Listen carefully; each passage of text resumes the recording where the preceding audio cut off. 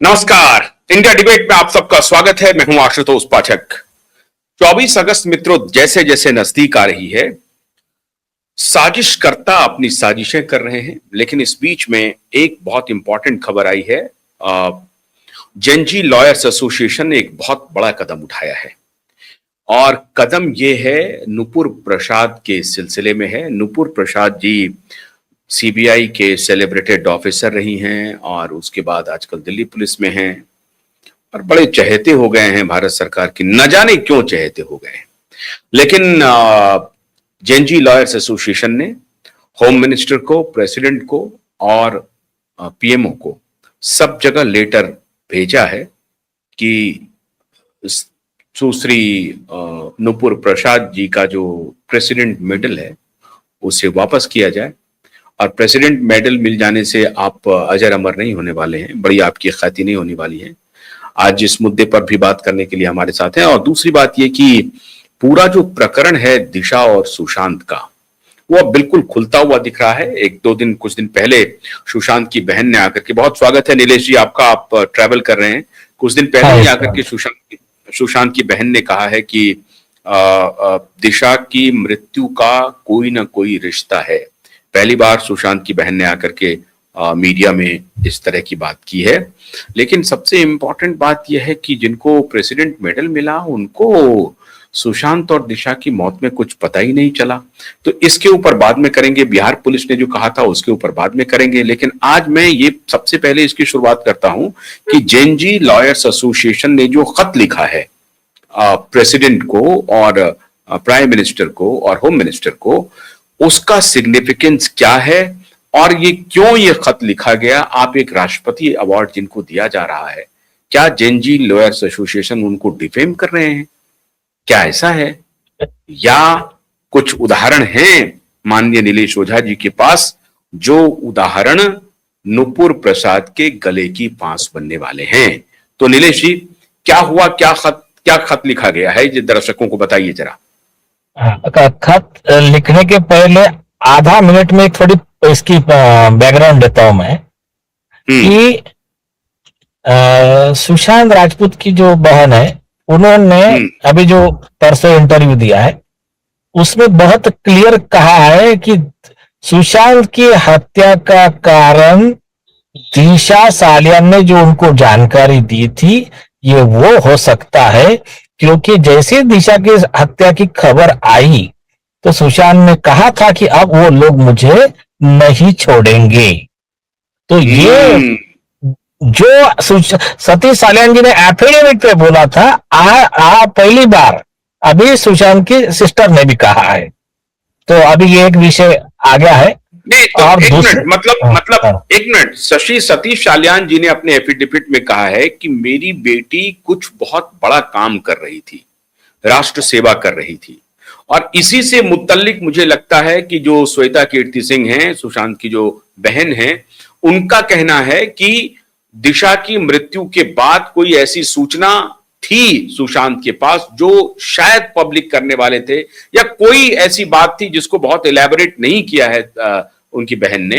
लेकिन सतीश जी ने जो अपना प्रेयर दिया है उसमें बहुत एलेबोरेटेड है कि हमारी बेटी कुछ बहुत बड़ा काम कर रही थी, वो राष्ट्रहित में था। और वो उस वक्त पहले सुशांत की एक अलग टीम थी जो बॉलीवुड के गंदगी को एक प्रकार से पूरा डॉजियर बना चुके थे। क्या ये इसके तरफ है इशारा?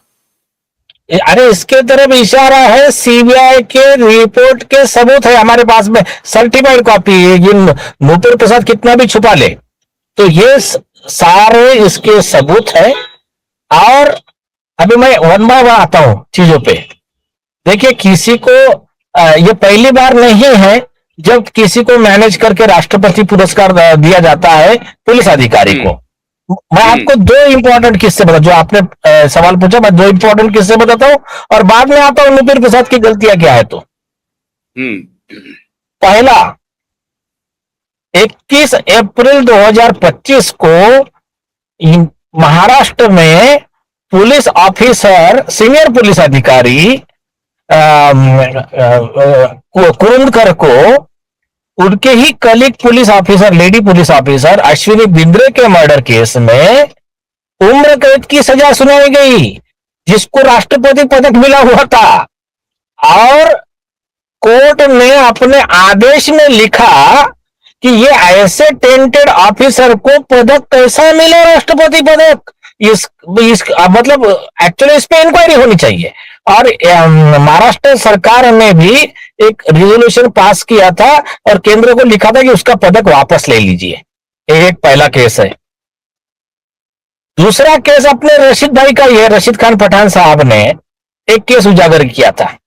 महाराष्ट्र में एक टेंटेड पुलिस कमिश्नर थे अब्दुल रहमान, उनके खिलाफ में एक आईजी थे विष्णुदत्त मिश्रा साहब ने पूरा डिटेल रिपोर्ट बना के होम मिनिस्ट्री को पेश किया। वो रिपोर्ट में क्या था कि ये आदमी लड़कियों के सप्लाई करता है, लोगों को तस्करी करता है। और भी कई आरोप थे उनपे कि जैसा कि हैदराबाद बम विस्फोट के आरोपियों को इन्होंने अपने पुलिस क्वार्टर में रुकाया था, ऐसे भी आरोप लगे थे उनपे। उसके बाद में उनके ऊपर में कई आरोपियों को बचाने के लिए पुलिस पद का दुरुपयोग करना, दंगे करवाना, ऐसे कई आरोप लगे। और उनके बारे में एक न्यूज भी आई थी कि हम तुम दोनों कमरे में बंद हो और बीवी आ जाए, तो इस तरह से एक न्यूज भी आई थी। तो ये सारे चीजें मतलब इसमें से कई फैक्टर्स उस रिपोर्ट का हिस्सा है। तो उसके आधार पे होम मिनिस्ट्री को रिपोर्ट सबमिट हुआ। अब वो रिपोर्ट को नलीफाई करने के लिए ये पुराना स्कैम है। ये करप्ट पुलिस अधिकारियों का ना एक स्कैम रहता है, ये मेडल का।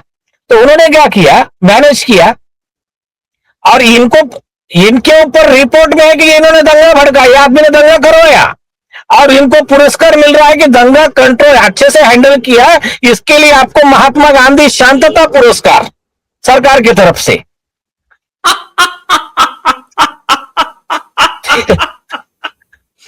अच्छा, और वो जो है वो कमरे में चाबी बंद वाला भी खेल है, और उसके बाद इनको शांति पुरस्कार दिया जा रहा है। हाँ, और रिपोर्ट में है कि ये लड़कियां सप्लाई करता है लोगों को, लीडर लोगों को।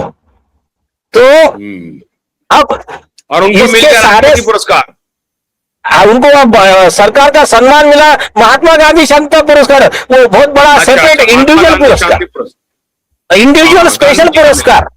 और देने वाले कौन? तो आपके शरद पवार साहब के गवर्नमेंट के लोग। तो चलो ठीक है, कोई बात नहीं। अब ये जब हुआ तो ईमानदार पुलिस अधिकारी जो थे, जो अपने को रेगुलर मदद करते हैं, तो उन्होंने होम सेक्रेटरी की कॉन्फिडेंशियल फाइल सर्टिफाइड कॉपी अपने को दिया, और फिर उसके ऊपर में रीट पिटीशन फाइल किया रशीद खान पठान साहब ने। तो जो हमारे सीजीआई भूषण गवई साहब का डिवीजन बेंच था, उन्होंने नोटिस निकाला सरकार को और उस अधिकारी को, बोले इसको ये दिया कैसे, और इसके ऊपर प्रोसिक्यूशन करके सीबीआई इन्वेस्टिगेशन करने का। उसके बाद में वो आदमी हो गया गायब। उसको सीआईडी का आईजी बनाया था, उसका आईजी का पोस्ट निकाल लिया। फडणवीस साहब ने बोला कि मुझे जानकारी नहीं थी, इन्होंने मेरे को गलत इंफॉर्मेशन दिया। उनका आईजी का पोस्ट निकाल के उनको वायरलेस पे भेज दिया।